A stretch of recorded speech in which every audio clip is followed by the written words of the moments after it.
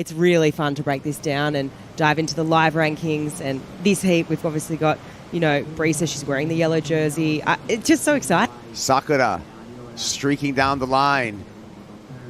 Nice slash there for Bettylou Sakura Johnson. She's going to get an early start in this heat. 35 minutes on the clock is what we start with. And Sakura looking for the low road here for the connection. This series of carves and snaps on that oncoming section. That's also just how close it is as well, and it's heat by heat with these two, so that's exciting. So let's have a look at Bettylou's first wave.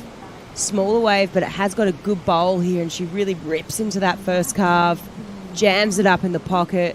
Wave really starts to taper off here, and it has that funny little cross wave through it, which, you know what, we actually did see that yesterday quite a bit as that tide was going out. It kind of created all these little rivets and funny sections on the wave, so Bettylou just sort of dealing with a little bit of that. So that's going to be the first number. Right behind her, Brisa Hennessy, who just ejected from that wave.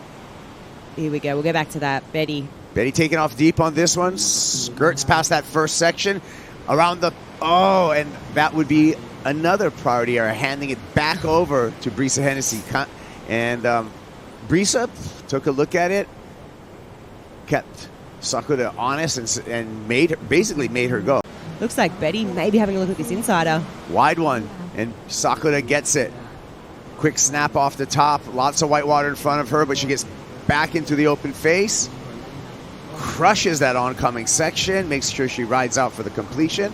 That'll be a nice backup for that 6.33 and apply more pressure to Brisa Hennessy. Got this one a bit wider on the inside. You can see it's starting to double up. Has that nice bowl to it. Some carving little snap in the pocket. Gets around this section, throws it up one more time for a layback jam. Here we go, Brisa. Oh, little of a catchy rail on that first snap. Tries to make up for it with a lip glide, but a forced effort from Brisa Hennessy. Not much opportunity as that wave closed out very quickly. Yeah, Brisa definitely getting a bit caught up there, almost not looking as fast as what she was. And then out the back, Brisa, this is what we're talking about, just a little bit caught, that nose almost there. Got her off balance, and then she got up to that second section just a bit late. Yeah. Here we go, Betty down the line. Or you can play the point and sit wide like Sakura finding this one, and it's going to be a quality wave down the line. So this further, and that was a huge missed opportunity. Sakura didn't have priority. A wide one came her way while Brisa was way up the point. She really could have exploited that wave and put a ton of pressure on Brisa Hennessy. Up the point, this is Brisa Hennessy.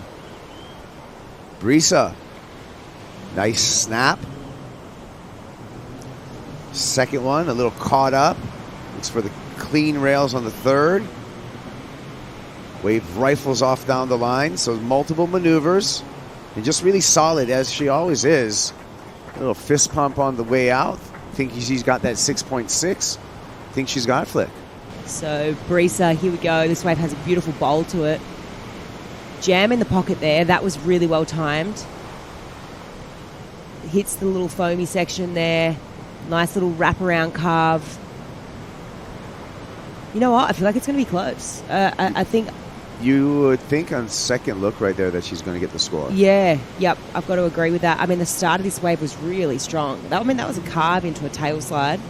But, this first three combination of maneuvers was really well done. Lots of variety too, but you got to be thinking, yeah. So now Sakura has to surf as if she needs a number. Nice start there. A couple of banks to the lip. Carving back on that Paisel. Fade off the bottom, slash off the top. Beautiful style. I love the lines that Sakura Johnson is able to put together, and she is likely to take that lead back. Now, we're all forecasting that. We're still actually waiting for the actual score for Brisa Hennessy and the actual score for Sakura Johnson. Okay, 6.83, so Brisa takes the lead. We're waiting for the score for this wave right here. Yeah, so big jam in the pocket. Up into the lip here. Drops down into this second little section. Beautiful little roundhouse. Strong carve there. So she's chasing a 5.11, right? Yeah, she's got this. Yeah, she's well and truly got it. Yeah. She's walking down the hall, sleepwalking. She's got that in her sleep right there with a finish like that. By how much, I guess, again, is going to be the question, because that's the math that's going to matter. Quarterfinal number 3, and Brisa Hennessy taking off here. Brisa just needs a mid-range score to take the lead off of Sakura Johnson. Nice start there with a beautiful carve. Another carve on the Glen Pang Town and Country board, up and down. So bigger set wave here, and already I feel like Brisa just comes more into her own as soon as I see her on these bigger waves. She just looks automatically, with her body language, just way more comfortable. I mean, she's comfortable in small waves, don't get me wrong, but she just comes into her own. Second wave of the set, Sakura. Nice bowly section here. Lip glide to get around this section. Carve on the Paisel. Snap to finish for variety. Was looking for a little bit more, but that's going to do it for Bettylou Sakura Johnson. She improves on a 6.2. She pulls further away from Brisa Hennessy here. Not making that last turn, but this section here, I mean, how's the scoop and the bowl there? It was really nice. That was a really hard section to hit, right? She kind of had to half turn that to get back down the line to get this extra juice out of this wave. So she had a nice read there. Layback jam in the pocket to finish. So, yeah, well done by Bettylou. Yeah, another water angle here. And Flick, we've talked about it this entire event, that cutting that turn short so she can make this section. She had to kind of read the future of what the wave would do, right? It's a long wave going down the line, and you kind of got to get the crystal ball out so that you can pick the appropriate turn. That was sick. That was so radical. I love that she just went for that on that finish. About an hour and a half or so of the tide continuing to pull out. Number in for Sakura. It does improve her scoreline. It's actually the best number so far, a 6.93. And here she is again, under priority, just looking for something else to apply more pressure. Finds the open face here. Slashes, but the bounce gets her, but no problem, because she has upped the ante for Brisa Hennessy. Brisa now needs a 6.44. Yeah. You know how deadly that was of Brisa to hold ground and not go that first one? I mean, that was pretty nuts. Here she goes. Brisa Hennessy. Big snap there. 180-degree redirect. Another power snap for Hennessy. Wave tapering a little bit. She acknowledges that, slows it. Oh my goodness, goes down. Pull the finish. Meanwhile, big slash from Sakura Johnson. And without that finish, very unlikely that Brisa Hennessy will get the 6.44 that she requires. Sakura Johnson